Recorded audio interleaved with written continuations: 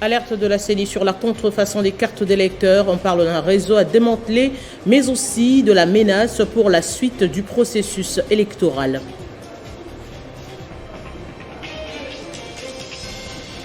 Congolité, un concept lancé par le politique Noël Tiani. L'opinion reste divisée sur la question. Certains jugent même la question inopportune au regard de la situation que traverse actuellement le pays. Des réactions à suivre dans ce journal. La session de mars à l'Assemblée nationale est butée à un sérieux problème, la requalification de la majorité parlementaire à l'union sacrée qui ne semble pas se conformer au règlement intérieur. Crise libyenne, Macron a officiellement reconnu le mauvais rôle qu'a joué son pays, une façon de souligner les erreurs de ses prédécesseurs. En tout cas, le pays de Kadhafi est un espace clé pour le contrôle de la Méditerranée. Éliminatoire Cameroun, les léopards de la RDC qui sont arrivés hier à Franceville vont en découdre ce jeudi avec le premier du groupe, le Gabon, match prévu à 17h. Bienvenue dans cette édition conférence des présidents des groupes parlementaires de l'Assemblée portant l'avant-projet et calendrier des travaux de la session ordinaire de mars 2021 et répartition des matières en commission. La difficulté est celle de la constitution des groupes selon le règlement intérieur de cette Chambre après le basculement de la majorité parlementaire à l'Union sacrée de la Nation. Un dossier de Jean-David Kilono. C'est une session qui a été présentée comme celle de beaucoup d'enjeux, surtout après la requalification de la majorité qui a basculé vers l'Union sacrée de la Nation en cours de la législature à 2 ans de la fin de la mandature. Mais jusque-là, aucune plénière n'est convoquée officiellement.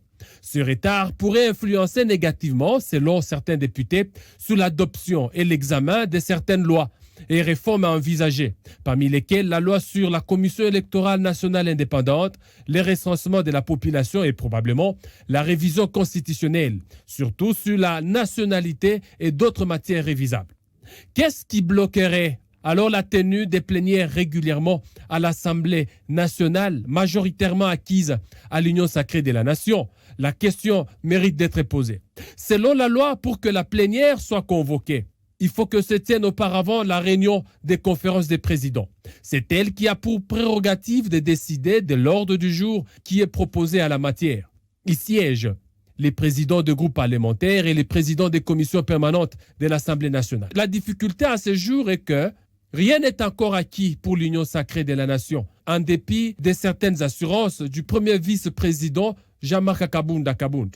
Nous allons devoir faire un effort d'emmagasiner plus d'informations parce que certains éléments nous ont été donnés aujourd'hui que mon cabinet pourra mettre dans le lot de ce que nous avions dit avant pour que dans de prochaines réunions, nous puissions savoir l'FCC garde combien de groupes parlementaires aujourd'hui, l'Union sacrée en a combien. Cela va nous aider à faire fonctionner l'Assemblée dans la mesure où la conférence des présidents est composée en grande partie par le président du groupe parlementaire. Faudrait-il l'interprétation de la Cour constitutionnelle pour que les plénières soient convoquées selon l'ancienne configuration? La bataille pour le contrôle des groupes parlementaires s'annonce un peu dure pour les 2 ans à venir. Une autre question, allons-nous vers la congolité? Selon l'ancien candidat à l'élection présidentielle Noël Tiani, ne peut accéder à la fonction président de la République qu'un Congolais né d'un père et d'une mère de nationalité congolaise, car pour lui, la constitution actuelle, la fonction président de la République est réservée aux Congolais d'origine. Cette question a suscité beaucoup de réactions dans l'opinion publique et on vous permet de les suivre tout de même. Oui, j'ai dit que le pays fait face à beaucoup de priorités qui sont les plus importantes pour la vie des citoyens que ce genre de débat là sur la congolité. Donc pour nous, c'est vraiment un débat inutile, insensé pour le moment. Oui, mais il y a toujours des conditions. Ça veut dire qu'il faut d'abord qu'on nous dise en quoi les conditions actuelles seraient-elles mauvaises. Celles qui existent là, elles sont mauvaises. Pourquoi? Elles ont favorisé quoi? Pour qu'on cherche seulement à les changer. Non, on n'est pas d'accord avec ces histoires de changement de la Constitution pour le moment. Ce n'est pas un bon contexte. Je ne sais pas vraiment quel était son argument, mais pour moi, j'ai toujours dit que ce débat-là, pour moi, est inopportun.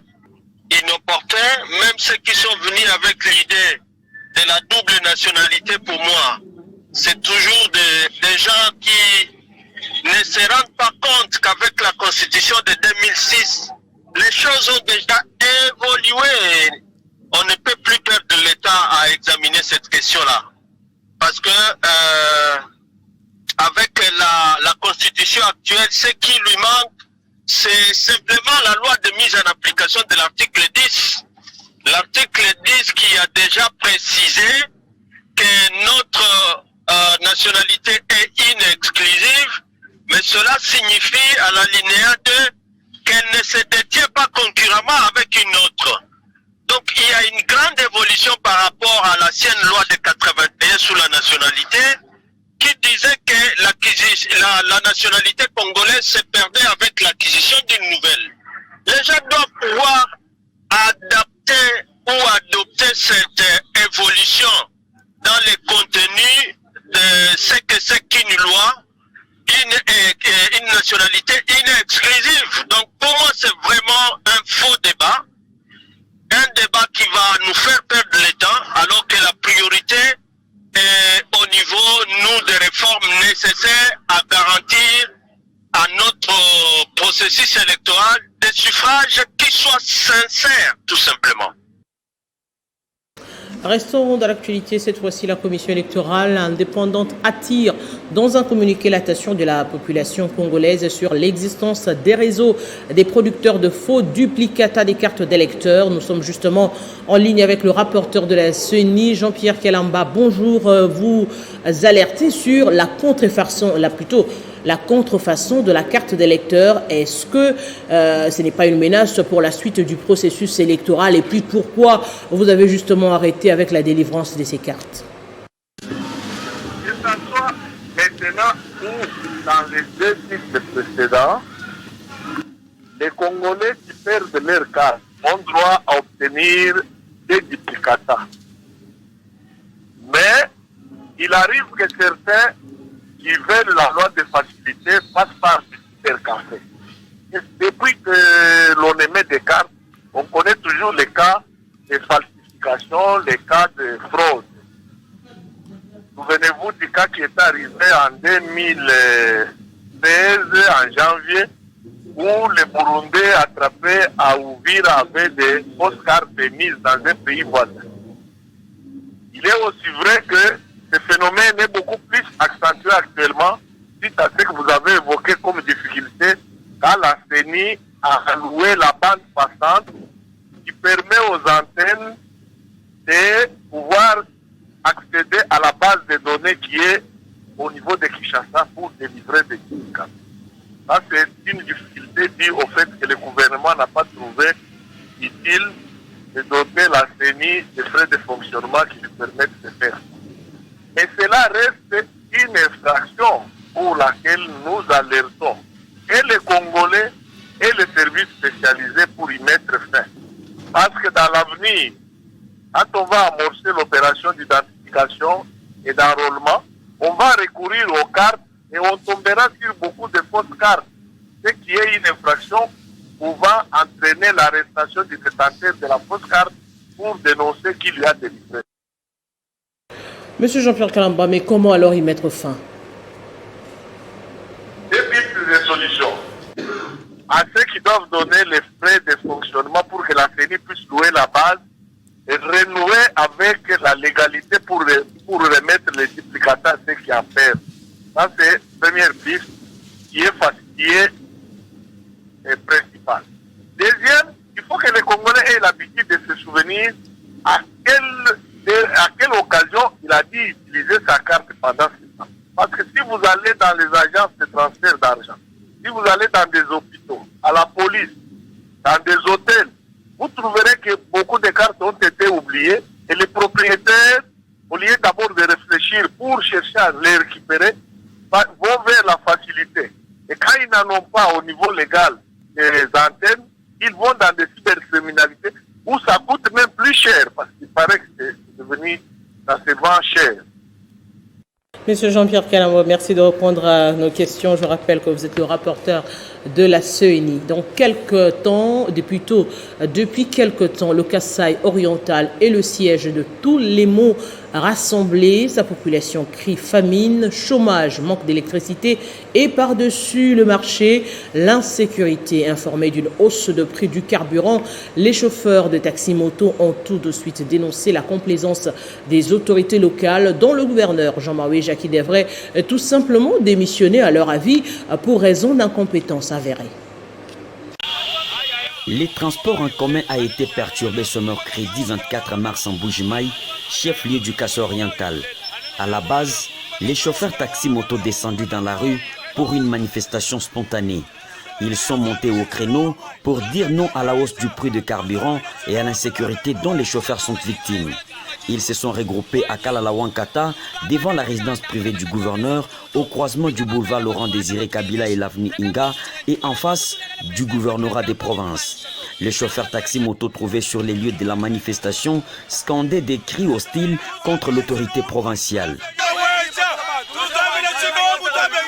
Albert Boukassa, président provincial de l'association des chauffeurs moto du Congo ASEMCO, a précisé que l'objectif de cette activité n'a pas abouti dans la mesure où les manifestants ont été brutalement dispersés par la police.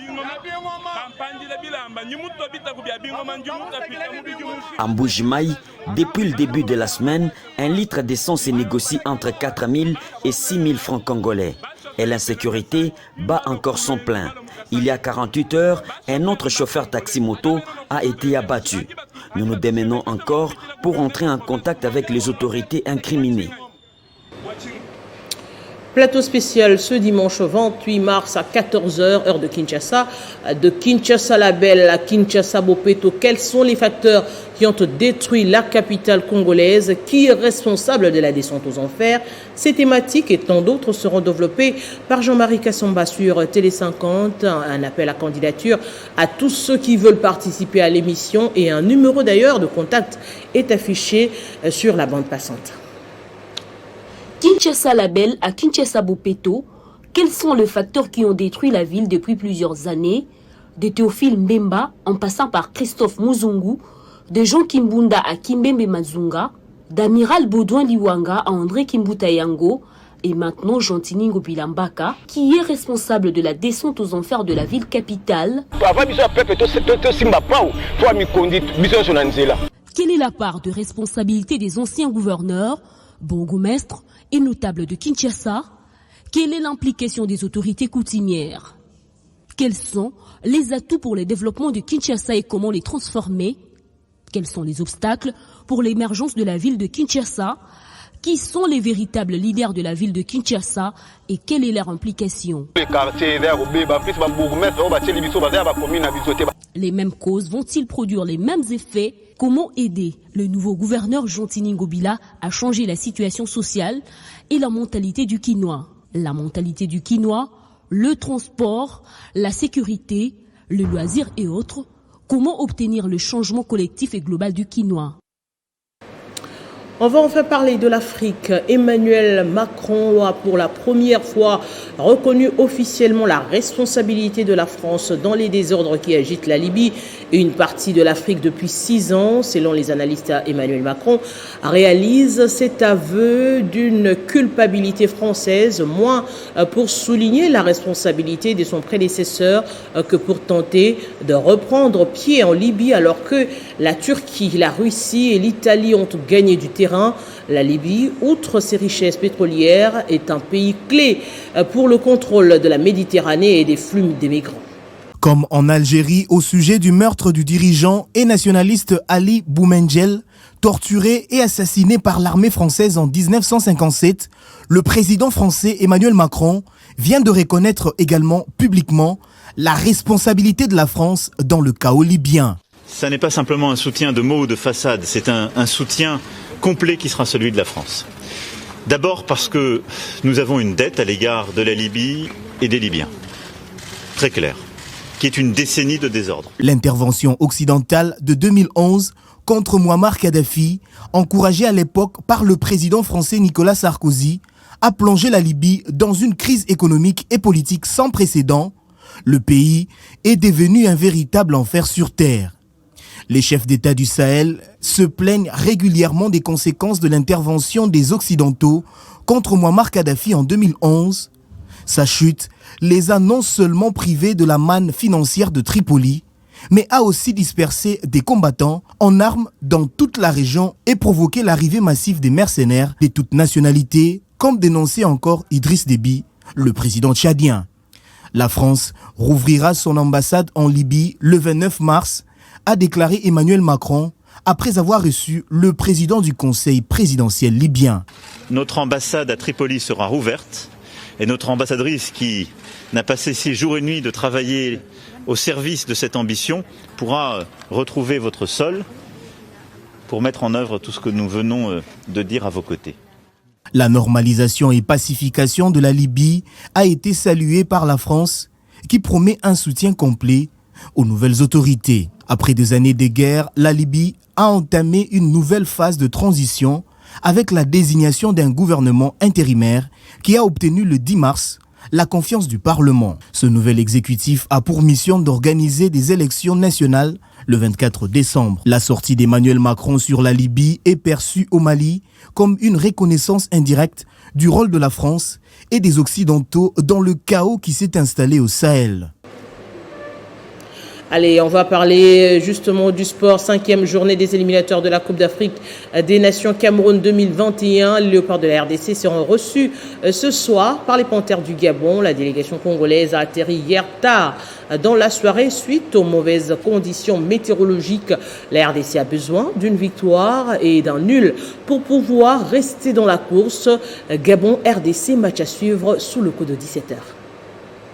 Ce sera une finale avant la lettrée dans le groupe D entre Panthères et Léopards ce soir à Franceville.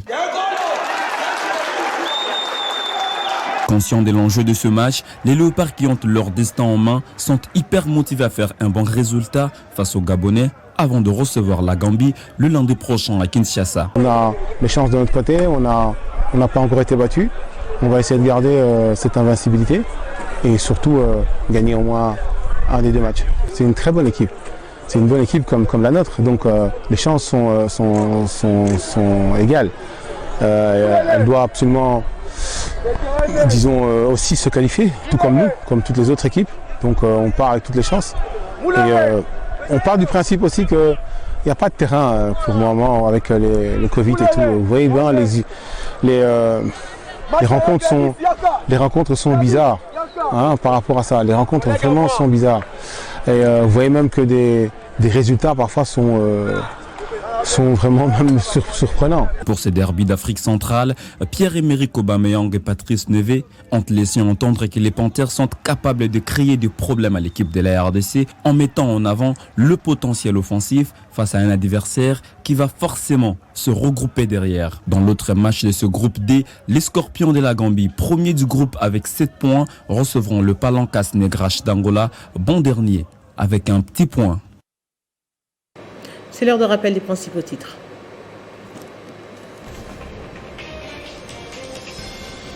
Alerte de la CENI sur la contrefaçon des cartes d'électeurs. On parle d'un réseau à démanteler, mais aussi de la menace pour la suite du processus électoral. Congolité, un concept lancé par le politique Noël Tiani. L'opinion reste divisée sur la question. Certains jugent même la question inopportune au regard de la situation que traverse actuellement le pays. Vous avez suivi la réaction dans ce journal. La session de mars à l'Assemblée nationale est butée à un sérieux problème, la requalification de la majorité parlementaire à l'Union sacrée qui ne semble pas se conformer au règlement intérieur. Crise et chaos en Libye, Macron a officiellement reconnu le mauvais rôle qu'a joué son pays, une façon de souligner les erreurs de son prédécesseur. En tout cas, le pays de Kadhafi reste un espace clé pour le contrôle de la Méditerranée. éliminatoire CAN Cameroun, les Léopards de la RDC qui sont arrivés hier à Franceville vont en découdre ce jeudi face au premier et deuxième du groupe d'ailleurs, le Gabon, match prévu à 17h. Et bien la suite, c'est la revue de presse de Bédine King.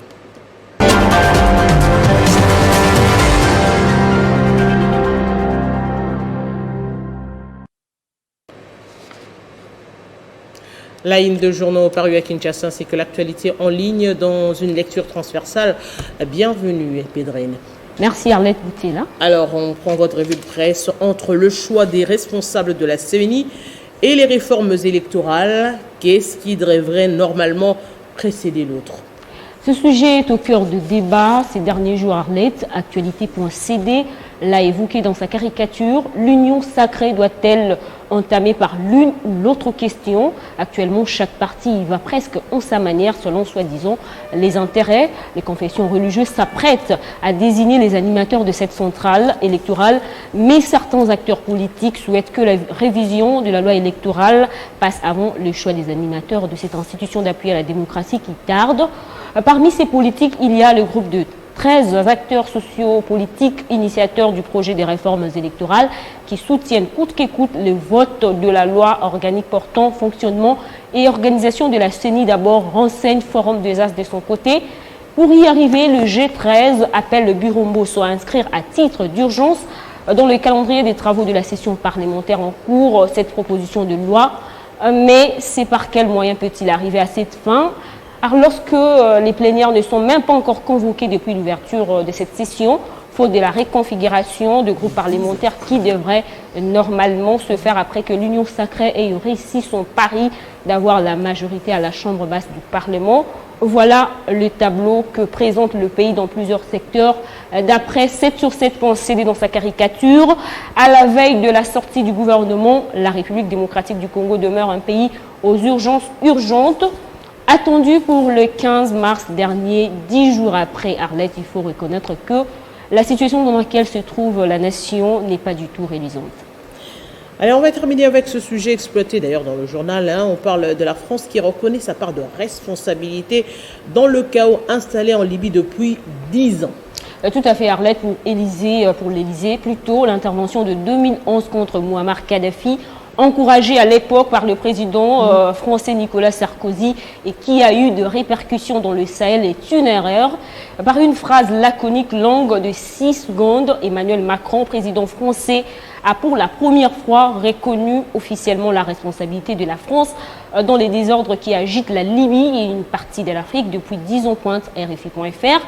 Les forces étrangères turques et russes, les combattants étrangers qui y ont importé par ces derniers ou par d'autres sur le sol libyen doivent le quitter au plus vite que possible car c'est aux forces armées libyennes réunifiées sous le nouveau président Mohamed Al-Menfi que revient de sécuriser le pays, rapporte Jeunafrique.com pour sa part.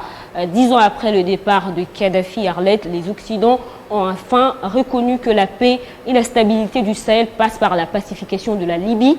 De son vivant, Mouammar Kadhafi avait prédit s'il mourait, les Européens devraient se préparer à accueillir des milliers de clandestins africains profitant justement de l'instabilité de son pays.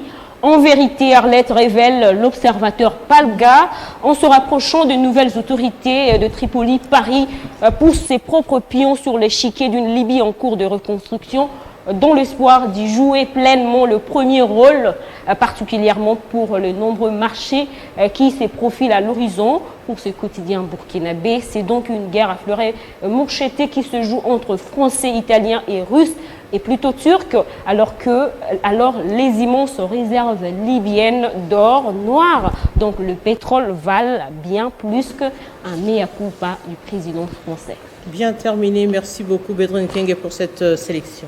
Merci à vous entendre. Et même les téléspectateurs, restez informés sur Télé 50 à travers nos différentes plateformes de téléchargement et suivez-nous en ligne sur YouTube Balamboka Congo. À très bientôt avec le même plaisir.